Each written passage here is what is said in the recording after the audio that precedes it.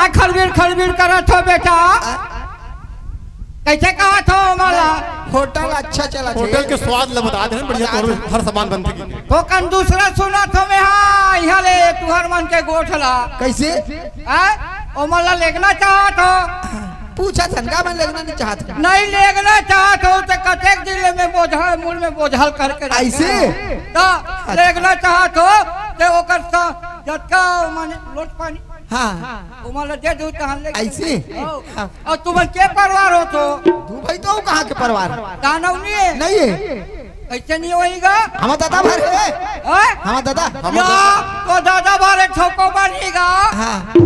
तुम नेला लेगा तो हाँ मैं तो दादा ले गो हाँ वो तो कहाँ तो टोकरी दाई वाले वाली तो हमारा दादा बतला ले जाबो हाँ ले जाओ ये तो चल ना चल अरे के बस शर्म लाग छे